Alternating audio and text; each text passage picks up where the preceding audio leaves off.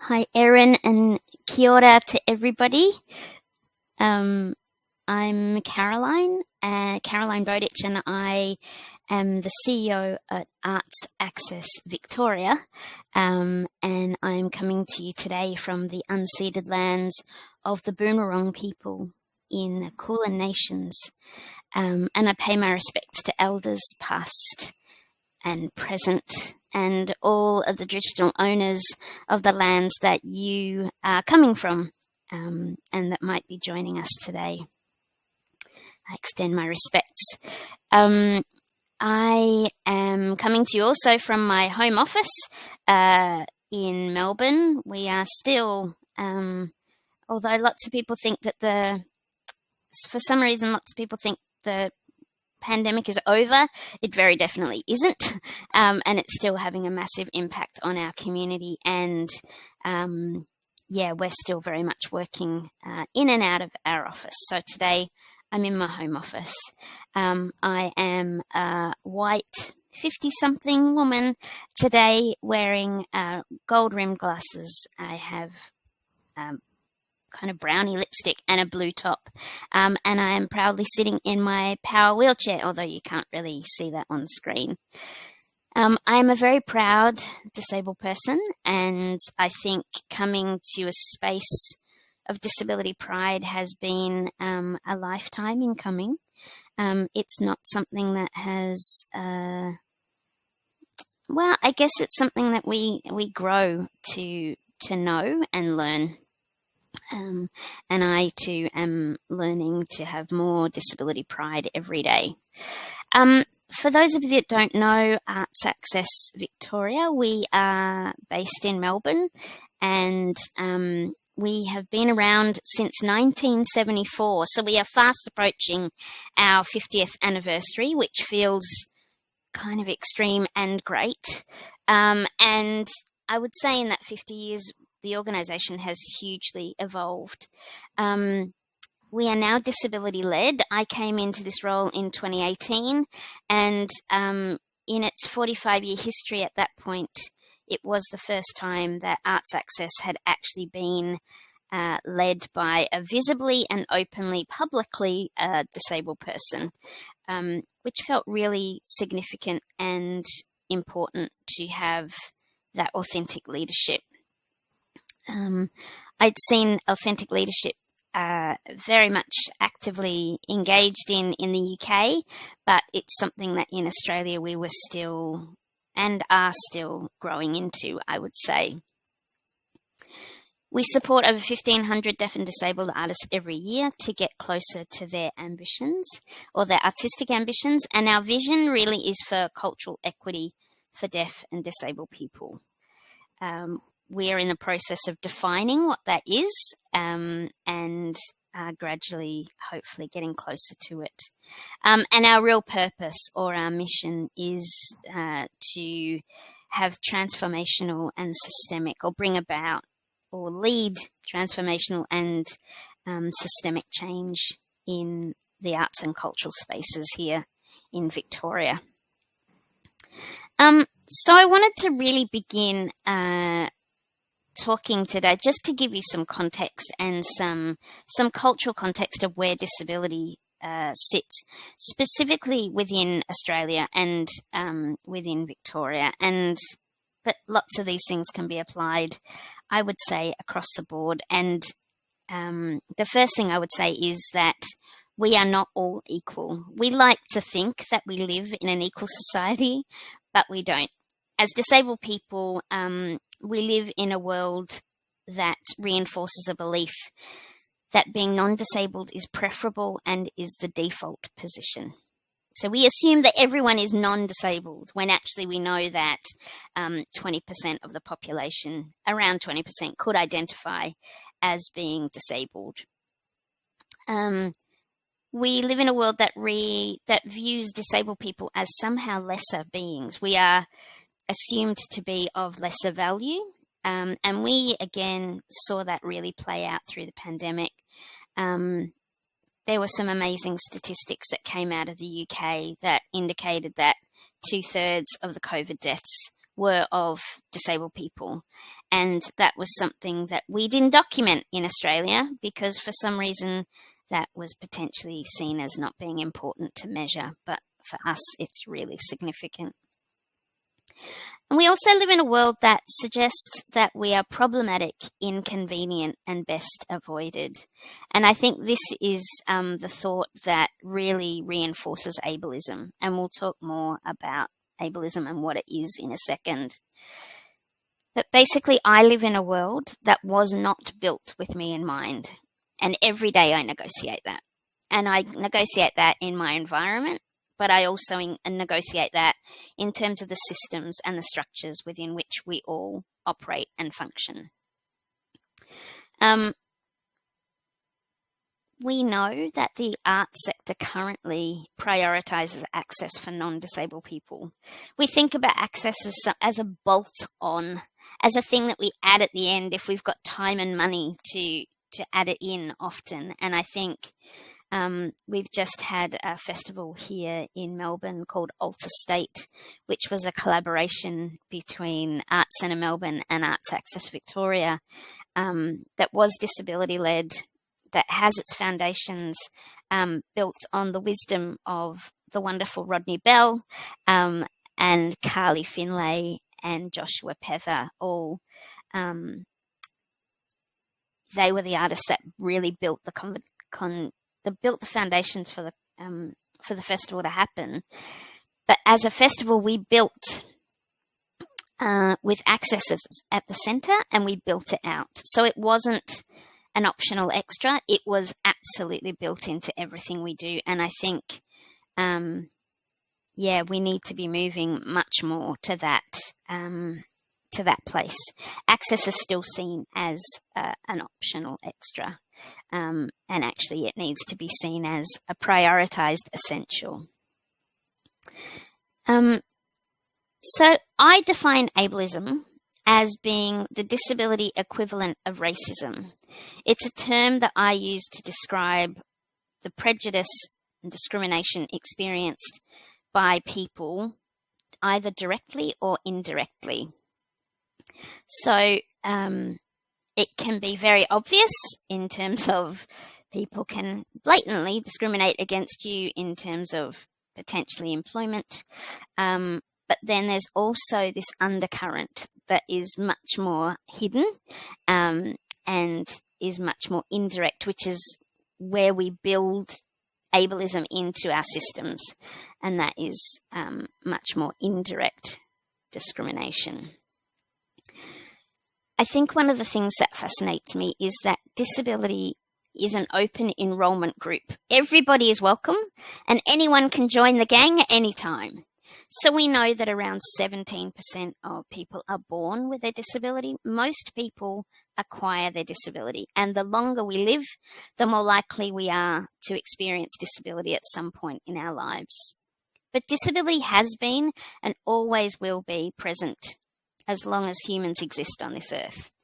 But we seem to think that it's something that happens to other people. And we also view it as the worst thing that could ever happen to someone in their life, and something that is best avoided if possible. And that in itself, as a thought, as a concept, and that is the way that disability is presented a lot through our popular culture as being something that is bad. It's not seen, it's very rarely seen as something that is a positive, that is a just a different way to live a life. And I'm sure you've heard lots of disabled people say this in the past, but I would not be the person that I am if I was not disabled. And I am very proud to be a disabled person. I have an incredible life, but from the outside, people wouldn't necessarily perceive that. And I think we need to be addressing that.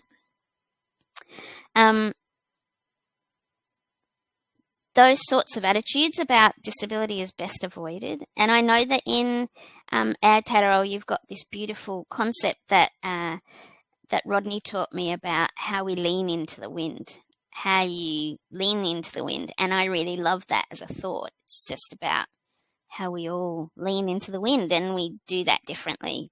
I love that as a concept.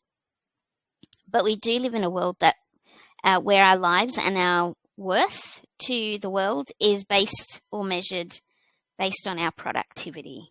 And there is an assumption that disabled people are somehow less productive than others. And I think that comes from this concept that we are the ones that are absorbing from a system rather than offering to a system. Any disabled person that requires any support staff becomes an employer. They also probably are a manager of more than one support staff. But rarely do we ever think about disabled people as managers of their lives or of a team of people. We just kind of don't necessarily get that into our head. So there's also there has been a thought that that we potentially are somehow more disposable, that because of our lack of worth, we're seen as being disposable to a society, and that we can be ignored. And we're often seen, we're viewed as leaners, not lifters, which came out of one of our politicians' mouths, sadly not that long ago. We're seen as takers from a system rather than givers, as a drain on society. And I know lots of disabled people who still talk about feeling like a burden to their families or to the world, and that is never a place that we want people to be or to feel. But these sorts of things have meant that disabled people have been treated without dignity, and that is still active. We're still forcibly incarcerated in institutions because we don't have a system that can support us to live outside of those institutions. We've been denied human rights, and Australia is a very strong perpetrator of lots of those human rights being violated. We've been deemed unfit parents. We've been denied reproductive rights, and we've been forced into poverty. We know, for example, that 45% of the disabled population in Australia lives at or below the poverty line. And we've been isolated by systemic discrimination. And I think it was really interesting during COVID, and Erin, I know you're going to talk about this a bit more, but there was something fascinating that happened when all of a sudden everybody needed to be online. Everybody needed to work from home. Everybody needed access to online education, or to visit a gallery, or to engage with the arts. And because everyone was perceived as being in that boat, then all of a sudden things happened overnight. Whereas the disability community had been told for years that this wasn't possible. That can't possibly happen. But miraculously it could happen overnight when the majority of the population also wanted to access life in that way. And I was at a conference just last week, actually, where someone was talking about COVID, because we did talk a lot about we're all in the same boat. And actually what this artist was saying was we were all in the same storm, but we weren't all in the same boat. And I think I feel like that was a really accurate and beautiful way of saying it, actually, because we all had our own unique experience of COVID, but we were all very much in that same storm.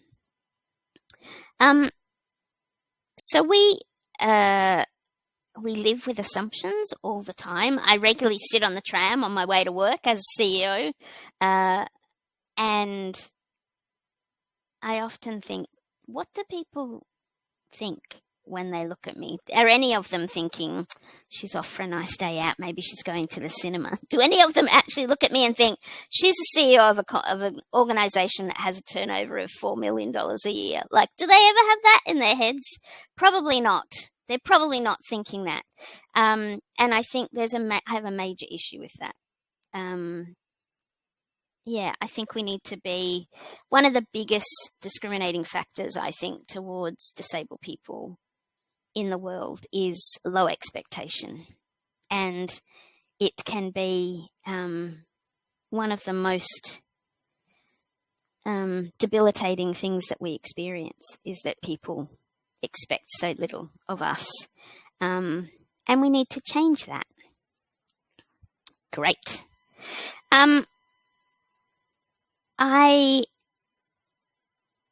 want to we've been working through lots of concepts around cultural equity and around cultural safety, which is again a thing that emerged out of your fine shores over in Aotearoa. So we've been working a lot with people to take them through 10 steps to getting closer to cultural equity. And I would love to take them through, but I will just pull out a couple that I think are really significant and important for you to all be thinking about. And the first one is about doing some self-reflection. So in thinking about the structures that you might be in charge of, that you might work in, it's a really important thing to reflect on those structures and really think about how might those systems and structures have inbuilt ableism in them. How might those systems and structures be inadvertently discriminating against disabled people who might want to be joining your organization or working with you as a company? Really thinking about, questioning and actions and testing your unconscious bias.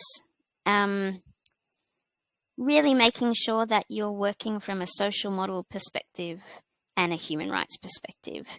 So that idea that the medical model is the thing that puts the invisible label on our head when we get a diagnosis that supposedly tells people all sorts of things about us when actually it tells them nothing other than a big medical word that's attached to us. But if we think about the social model that flips that on its head, and the UN has a definition for disability, which is that disability results from an interaction between a non-inclusive society and an individual.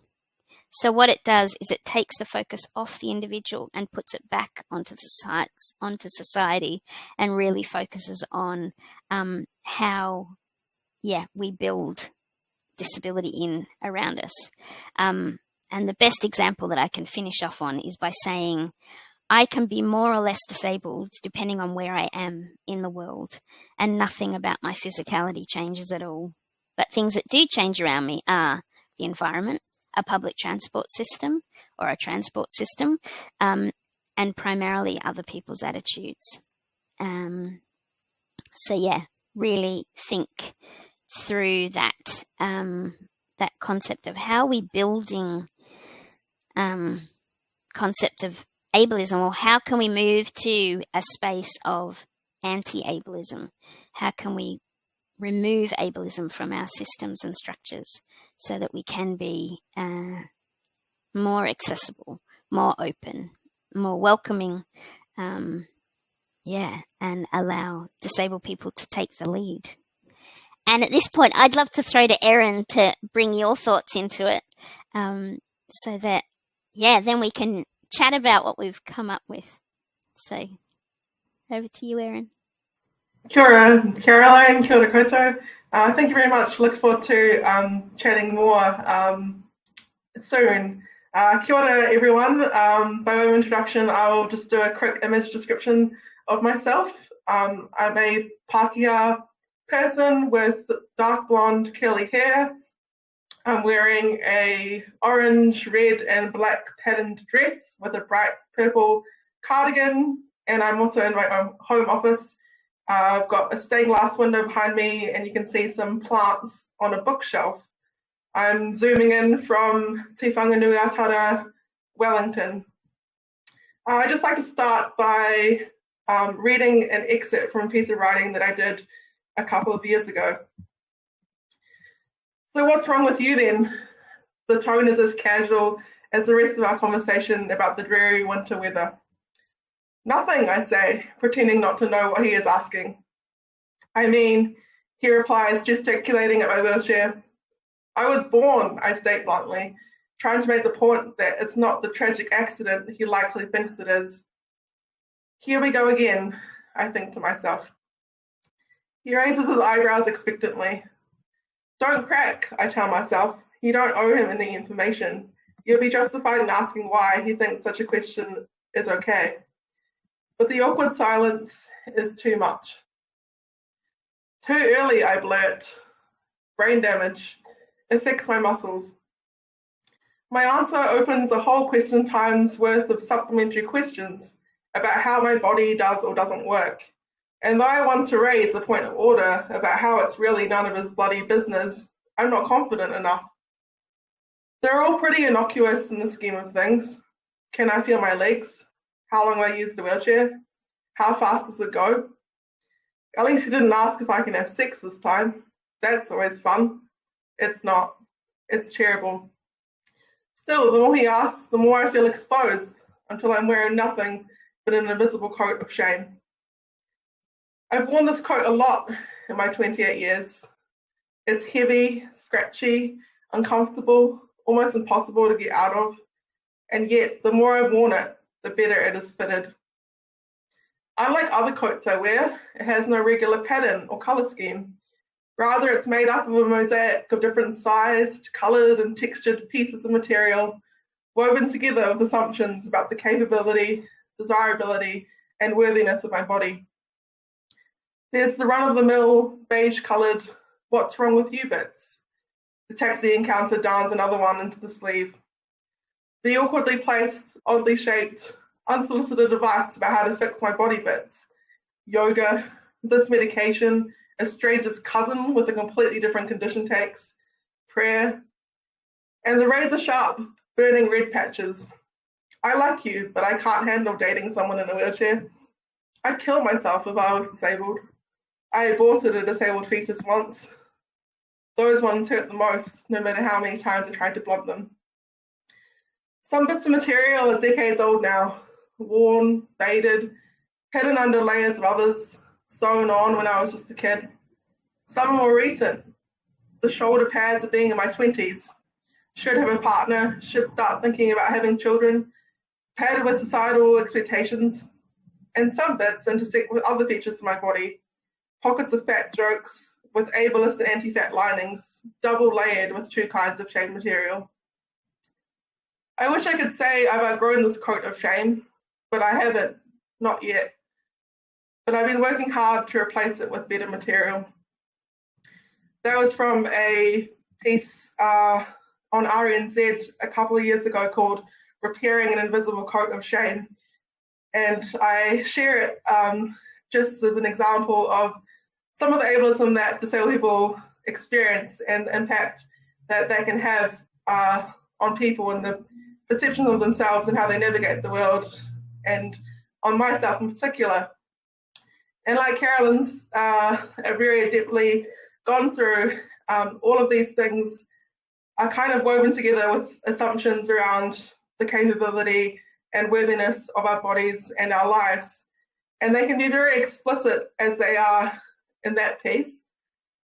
And you might be thinking to yourself, God, I'd never say any of those things. That sounds bloody awful. And that might be true. But I guess the point I also want to make is that ableism can be a lot more subtle too. And Caroline touched on some in terms of assumptions when she's on the tram, going off to work, people making assumptions about what kind of things we get up to during our days, how inspirational it is for us to be out in the community.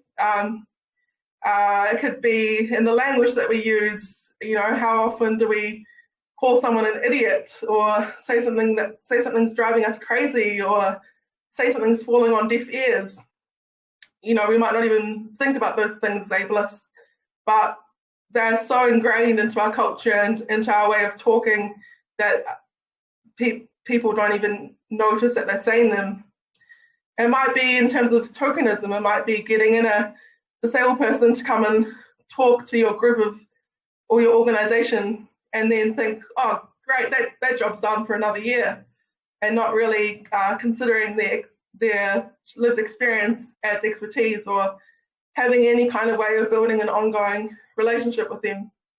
Or it might be paternalism, thinking that people don't have the capacity to talk on behalf of themselves, and so need family members or friends to talk for them instead of putting an effort to support them to get their wills and preferences out into the world themselves. All of these things are examples of ableism. And for me, one of the great things about discovering ableism as a concept and things like the social model and disability justice, which Caroline touched on, was that it really brings a framework that I can understand my experiences through, and puts the focus on systems rather than on us as individuals. You know, my entire life I've been told that it's my body that's the problem, that I'm the one that needs to be fixed and work towards this panacea of normality. But ableism gives us a concept or a framework by which we can lift it up and look to why we experience the world the way that we do, and why people interact with us the way that we do, why our policies and laws and practices in the world are set up to, as Caroline touched on, discriminate and oppress us.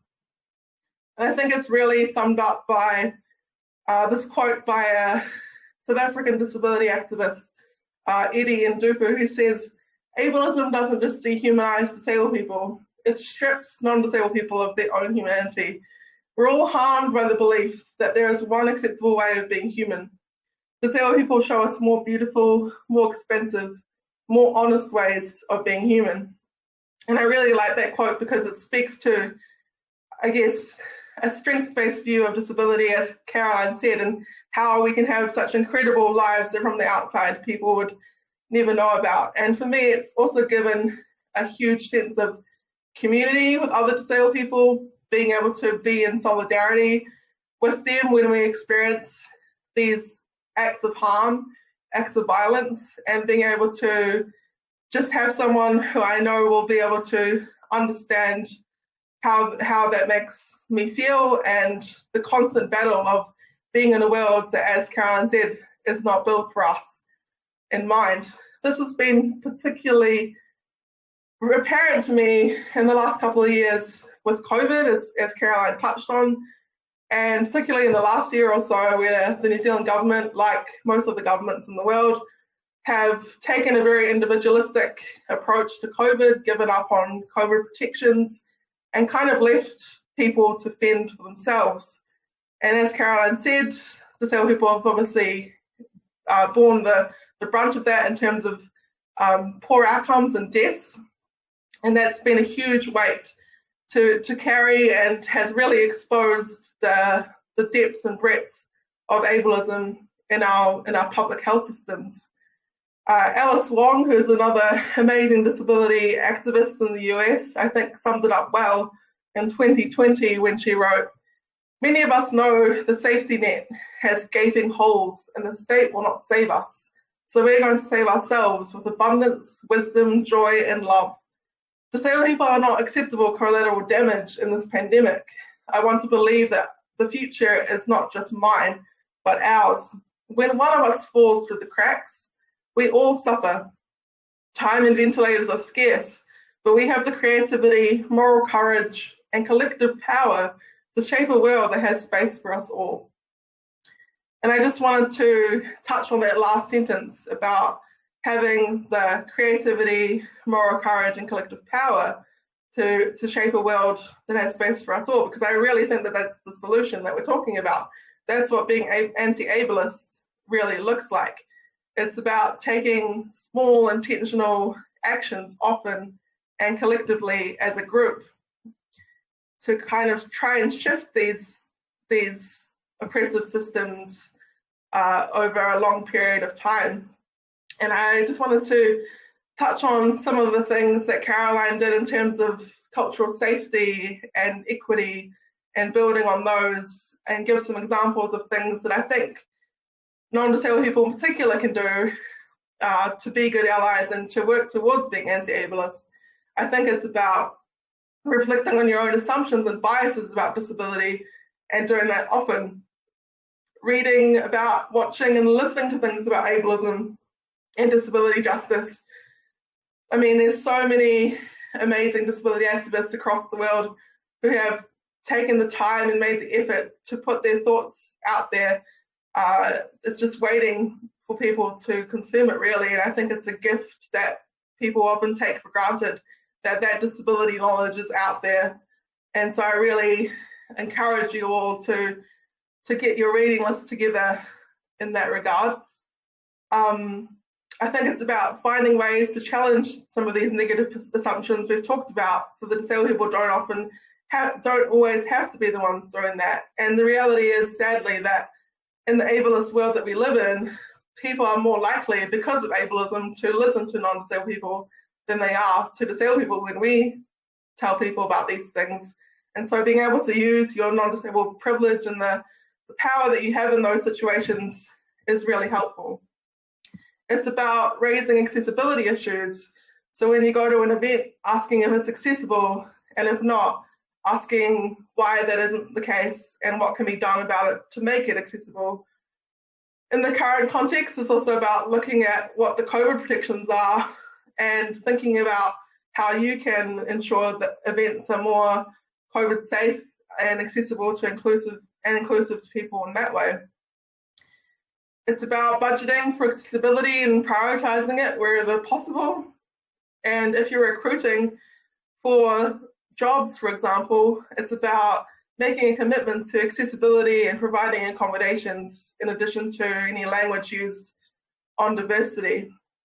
And on that note, I just wanted to also take the time to touch on this concept of diversity and talk about how we really need to go beyond that. There's another great quote that I found by Dr.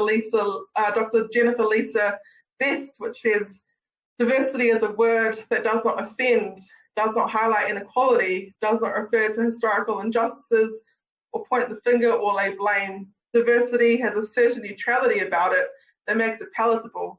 Without explicit dialogue and action on ending oppression and privilege, diversity programs cannot change racist, sexist, homophobic, and ableist beliefs and practices." And I think that's really important because it speaks to how, again, sometimes these words and these concepts can be thrown around and people can be well-intentioned, but ultimately it's a token effort because there's no effort put into building relationships with people in an ongoing way and actually respecting their expertise. And so I guess that's the last point that I want to touch on, is looking to disabled people for leadership. So sponsoring projects, forming partnerships, and getting involved with community-based disability organisations in a meaningful way, putting effort into building relationships and keeping them. And I just wanted to finish off on another quote by another amazing disability activist, Mia Mingus, who in a blog post last year talked about this concept of able supremacy and the need to be in solidarity with disabled people. I think this really sums up what we've kind of been talking about in terms of working to be anti-ableist and what people can do and what that looks like. She says, "If there was ever a time to be in solidarity with disabled people, it is now. It has been through this entire pandemic. This is about what you can do now. Now is the time to recalibrate, to get back in alignment with your values. We don't need your apologies. We don't have time for that. We just need you to do better. If you are abled, talk to other abled people. Because of ableism, they will be more open to hearing it from you than from us. Help to educate them. Do not participate in upholding ableist supremacy. Unlearn everything that doesn't serve interdependence." Interdependence is ultimately about we instead of me. It understands that we are bound together by virtue of existing on this planet. Interdependence is generative and grounded in care for one another. It doesn't live in obligation or entitlement, but rather a loving willingness and a sacred giving. Interdependence cannot exist in scarcity, competition, comparison, domination, or greed. It flourishes in abundance, appreciating and honouring difference, collective care, and collective access. Interdependence can exist between 2 people or 6 billion and everything in between. So I really wanted to just leave it on that note and to thank you all for being here, for connecting with us.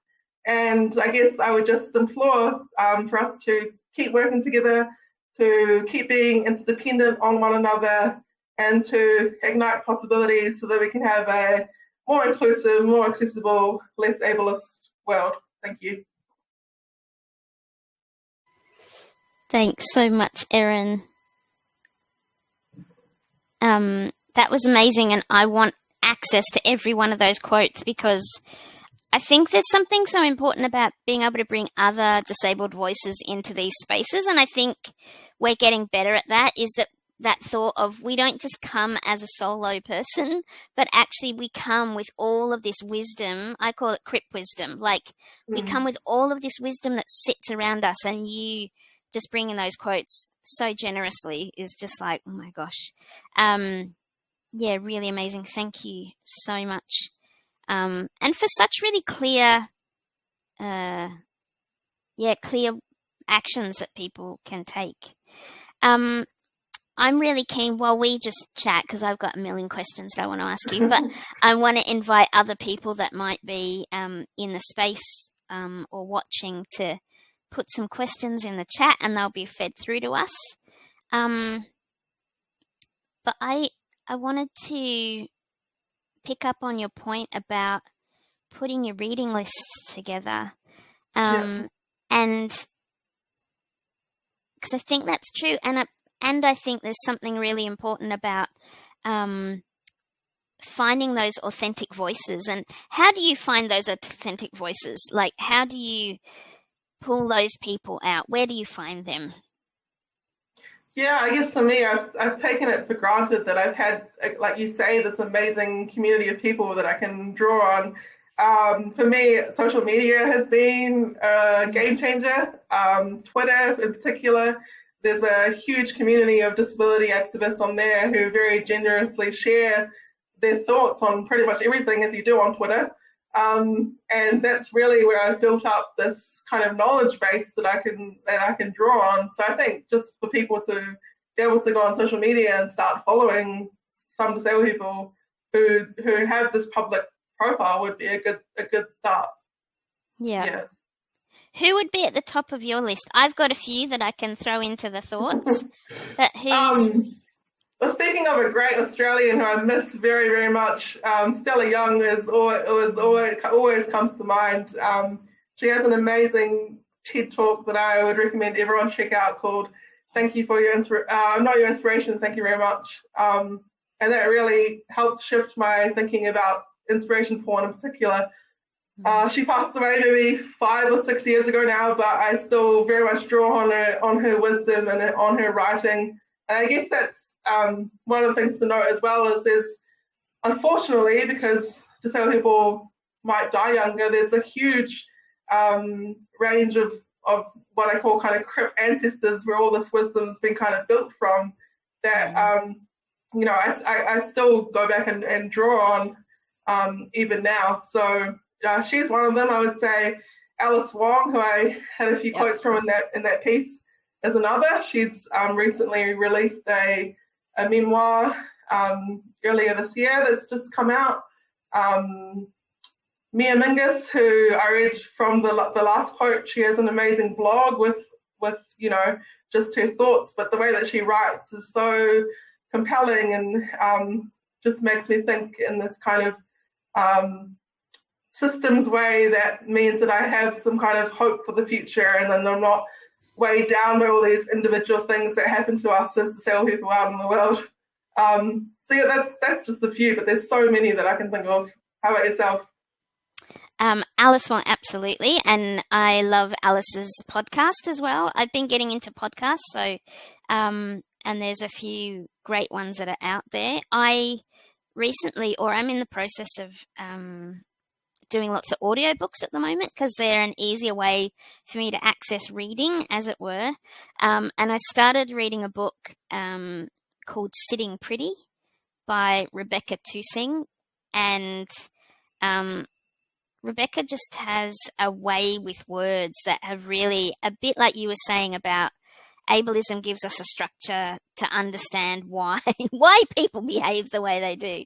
And I feel like there were lots of things in this book called Sitting Pretty that I was reading that really just resonated for me. And I just wanted to share a couple of quotes from this book called Sitting Pretty that I highly recommend people get a hold of. As disabled people, we are circus performers riding bikes over tight ropes, juggling oranges while singing opera, and we make it all look natural and easy. We have the impossible, relentless task of making other people feel comfortable with our disability, of helping them see us as human without making them feel threatened or shamed, and it's stunningly familiar. Disabled people are expected to cope with their own social ostracism, to handle being misunderstood or misrepresented, and at the same time put at ease those who perform the ostracism. So it's like, whoa, when I kind of heard that, I was like, oh my gosh, that's so accurate. Yeah. I think Mia Mingus has a beautiful, they have an amazing blog that's called Leaving Evidence, and there is a piece of writing that Mia wrote in 2014 that is called Leaving Evidence, and it has been really active in my creative practice over the last couple of years because it's about the significance of how important it is for us to leave evidence of our existence, because we could be completely made invisible, and I think there was a lot of fear about that through COVID, is that we could be made to feel invisible. Absolutely. One of the things that Alice Wong and a couple of others have started is called the Oracle Project, and they've talked about how disabled people are often oracles because we can kind of see the future and what's coming, because we're this tragic future that might happen to you if you're lucky enough to live long enough, and how that kind of means that we can think about things that other people kind of just pretend don't exist. And COVID has been a prime example of that, and continues to be a prime example of that. So that's something else that I would encourage people to check out. Like, there's just so much out there that, like, you could just have a session on getting a reading list or a watch list together, I reckon. And that rich resource is really under-tapped, I think. Yeah, completely. There are so many. You're right. Are you happy for us to consider a couple of questions that have come in? Great. Yeah. So Amy here we go.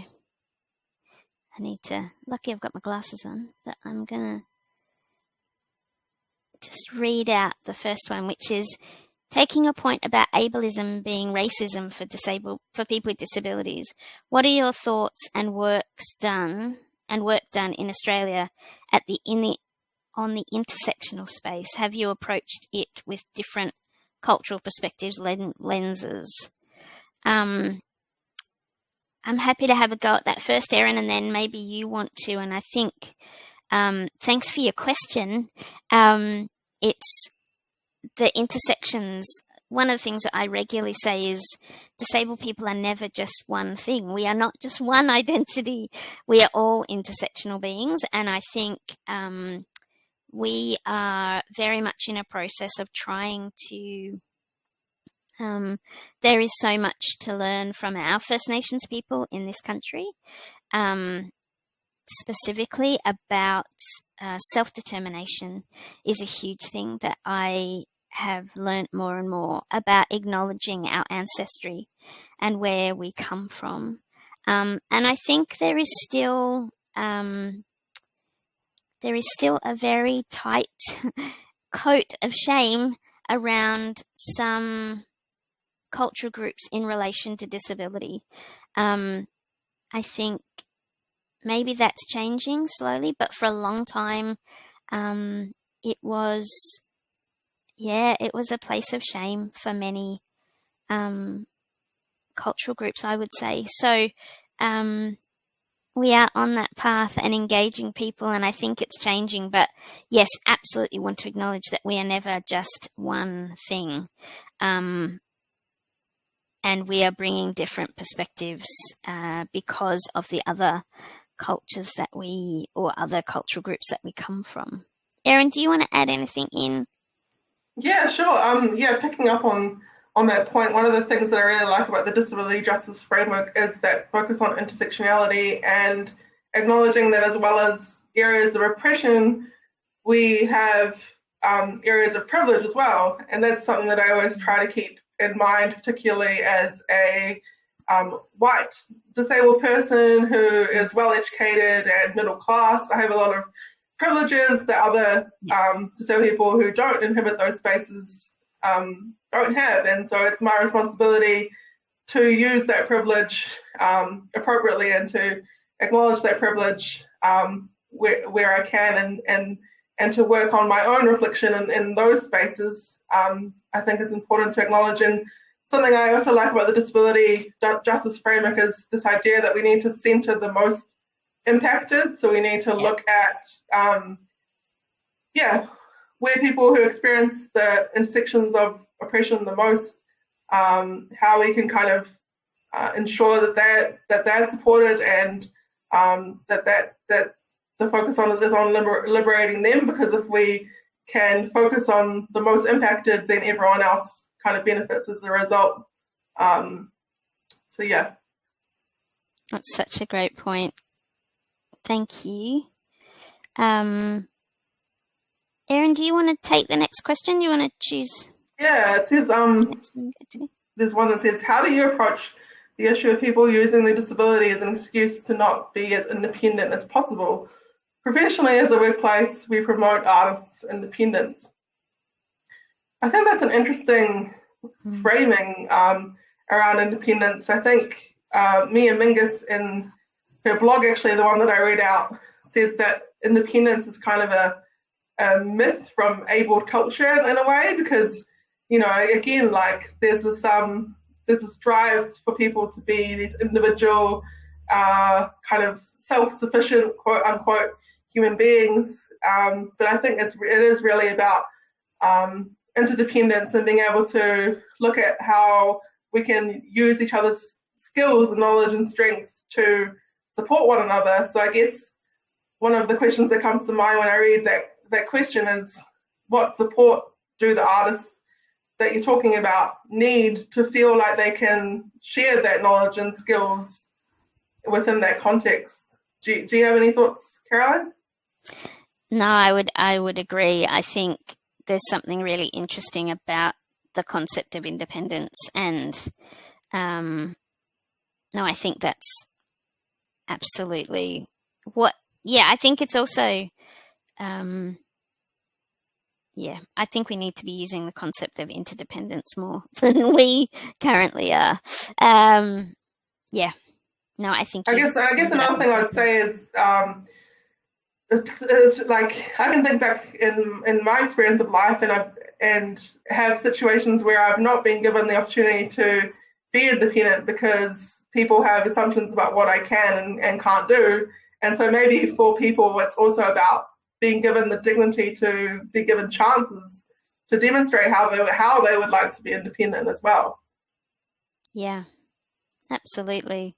I think it's in dialogue, really. It's and what independence looks like to one person is completely different to another. And for some people to achieve the greatest independence, they might need support in a specific area or whatever it might be. So I think dialogue is essential in that space. Did you want to read out the next question? Yeah, sure. So Anonymous has said, yesterday's panel discussion addressed ways of leading that could bring about transformational change for Māori, e.g. shift from traditional autocratic styles. What does transformational leadership look like for you in this space?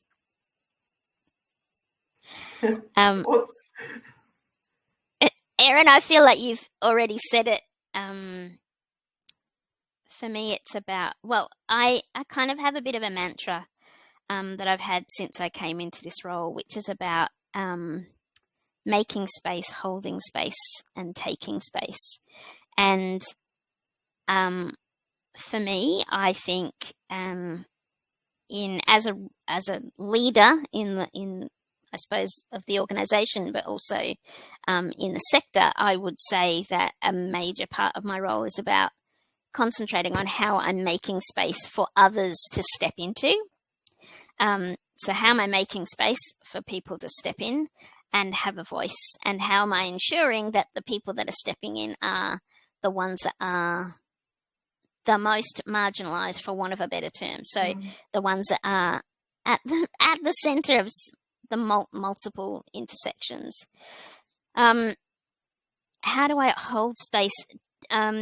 Recently at Alter State, I was described by one of the disabled artists as being a door wedge. So it was a bit like I'd wedged myself in the door at Arts Centre Melbourne and was just kind of bringing lots of disabled voices into that space. And I'm very happy to be a door wedge, I must say. But I think that idea about holding space so that other voices can be heard. And then also how, in terms of taking space, how are we encouraging people to step up into those spaces? How are we encouraging people to really know that their voice is important in that space and have a willingness to take that space and share their wisdom, is what I would say. Yeah, that's great. I really like the concept of a door wedge. I might take that one for myself. Absolutely. Sharing disability knowledge. For me, I think you said it really well, covering those three areas in terms of making and taking space as well. I'm trying to think if I have anything. I was going to say, I think it's about kind of looking at different ways of doing things, and just because something's been done for a particular way for a long time doesn't mean that that's how things always have to be. I, in my day job for my sins, work in government, so that's a very present part of my day is trying to challenge systems where things have been done and set up a particular way and done that way for a long time, just on the basis of convention, but trying to kind of push for more innovative ways of doing things, or bringing in concepts like crip time and not always being driven by deadlines or this very linear concept of time is always helpful for me. And just thinking about different ways that we can involve different people at different levels and kind of utilize, again, their strengths and skills and knowledge in a way that's really affirming for them is something that I'd like to do more of as well. Yeah, amazing. I just wanted to pick up, Erin, on something that you just said about the jobs we have for our sins, whatever. I love that the thought of you for your sins have to work for government. But I think there's something really important about the jobs that disabled people take on in the world. So for you and I, we are not just the role that we have, but we are also handed invisibly, without any kind of contract sign up. We are also there to educate, to inspire, to motivate, to do all of these other things that I think is a weight that, as disabled people, visibly disabled people, comfortably proud disabled people, we also, there's an expectation that we will take that on. And I think it's just important to acknowledge that. Acknowledge the weight of our coats of shame that we carry, that we haven't actually selected for ourselves, but we've just been given them like gifts somehow from the world. So I think we need to acknowledge we're all carrying that coat of shame with us wherever we go. And people's expectations as well. I mean, one of the things that I constantly face in my job. For context, I work in a kind of policy space, which is disability focused as well. So obviously, as a disabled person, I have particular personal investment in that space, but then for the purposes of my job, often have to navigate spaces where non-disabled people are working on these disability-specific issues, and we need non-disabled allies in those spaces. But Completely. it still means that, unlike them who can switch off after 5 o'clock and go home, I still have to deal with the logistics of getting home, all the accessibility barriers that you face just as a disabled person navigating the world. And then on top of that, there's sometimes a conflict between what I'm working on in my day job and also the expectations of the disability community. And so trying to navigate all of those things is very, very tough sometimes, I will say. Yeah, it's big, isn't it? Like, to be viewed as the voice, like sometimes I can be viewed as the voice for 4.4 million people. Who else is ever asked to do that? I mean, sometimes as women, we speak on behalf of all women, which we know is a fallacy. But I think there is a thing about, if you are an out, proud disabled person, that you carry the wishes, desires, ambitions of every other disabled person in the world sometimes. Yeah, it's a lot of pressure to put on one person. Yeah. And I think sometimes people don't have that in their consciousness about when they might ask a seemingly trivial question sometimes. It's like, well, this is from my perspective, but if you asked any other, I regularly talk about the fact that there is the same bell curve within the disability community as is in any other part of society. So there will be people at either extreme. There will be really friendly, happy, jovial disabled people, and there'll be really grumpy, sad. Well, I guess that's like the nature of ableism, though, because we're not seen as these complex human beings with our own opinions and desires and different perspectives of the world. We're seen as very one-dimensional. Yes. Oh, that person's a wheelchair user, so this is the kind of cookie-cutter wheelchair user, you know. I've met one of them before. Yeah. Oh, you've met one of them before, not all. Yeah, I think it's really interesting. Really interesting. I think we have another question that's going to be brought up. Yeah, great. This is just from Tracy, who says, would love to see a list of your reading list authors and your quotes. I can't take notes fast enough. We'll spell some partly heard names. Thanks for this amazing corridor this morning. Yeah, sure, I can send you the send through the quotes that I used. That would be great, and I can send through some stuff as well, and then maybe Amy and the team can pull it together and share it with everybody else. Yeah, sounds good. I wanted to ask, as someone who is a CEO, a head of an organization, how do you kind of navigate a sector where there's so many different interests, or there might be a combination of disabled or non-disabled artists that you're dealing with, or like how do you navigate all those spaces? I would say I do a lot of listening. I would say I do a lot of listening and learning from community and from the disabled artists that we work with. And every day is every day is a school day. And then I think what I've been doing with the sector is really being much more explicit about the experience of people.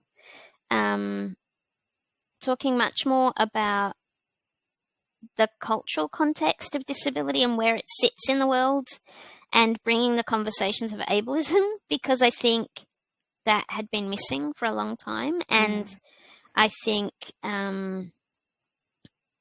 there is, as there is everywhere, there is a lot of work still to do. But I like to think that I really listen, and I try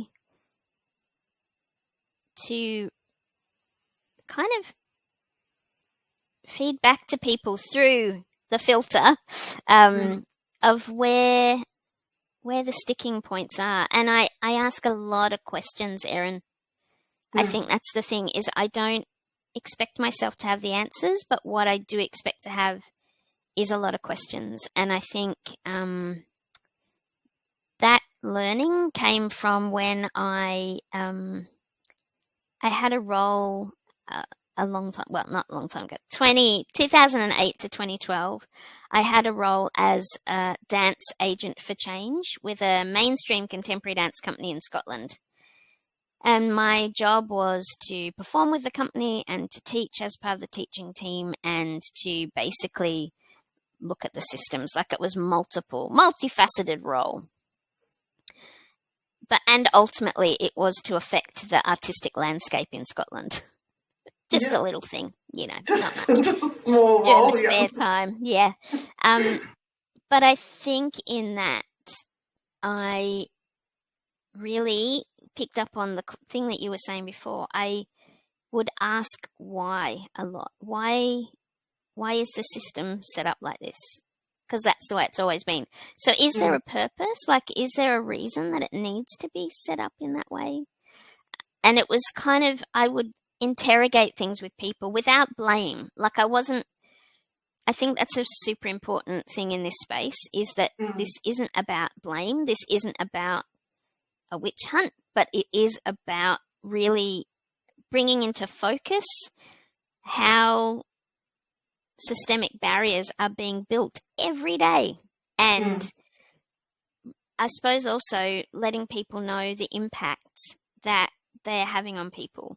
So your text, your beautiful text about your coat of shame, if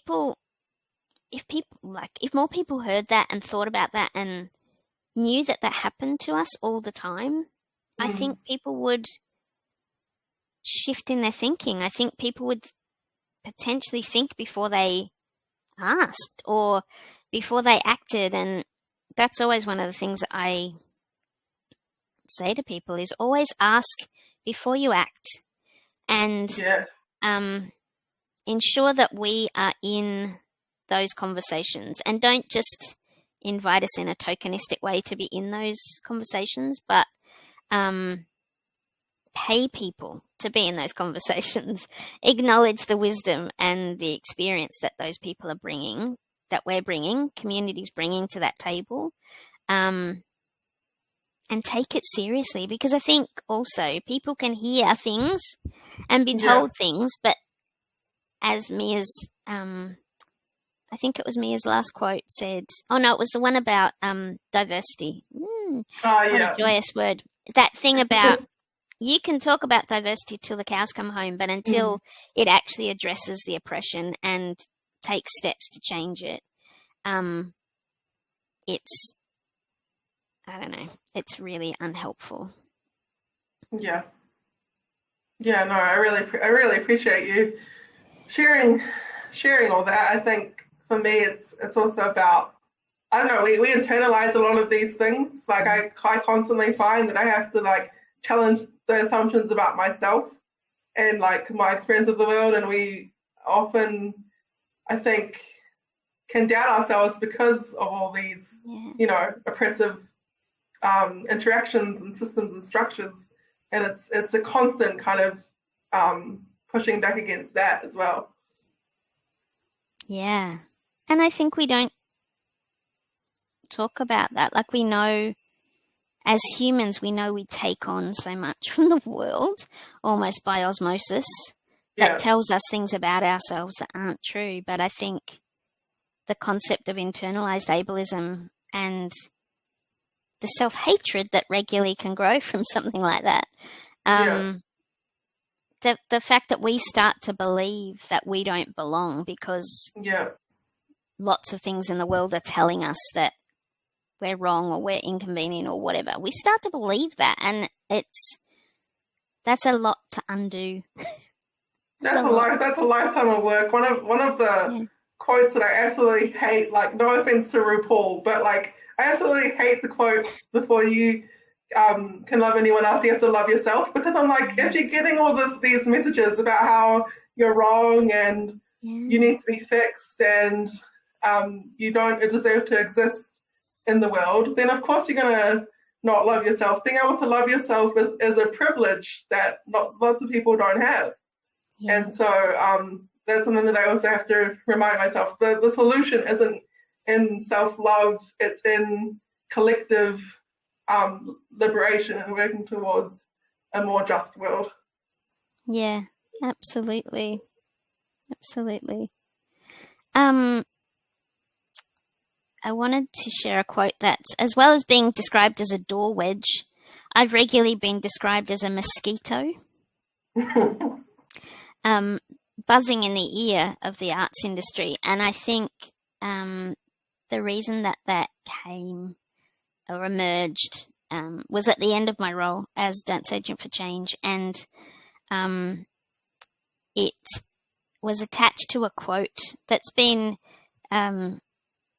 awarded to many people. Everyone from the Dalai Lama through to Anita Roddick, the founder of The Body Shop, has been quoted as saying this, but it is that thought of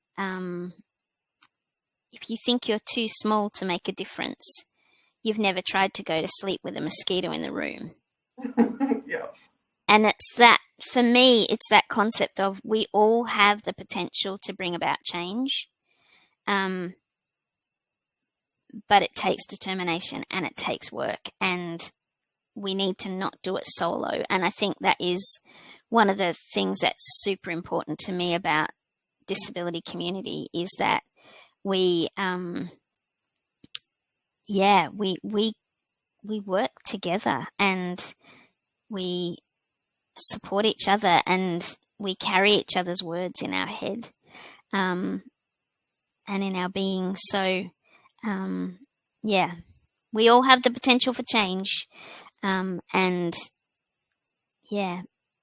I would say to allies in the space, be informed, be educated, educate yourselves, and really listen. When you have the privilege of meeting a disabled colleague or person, really listen, deeply listen.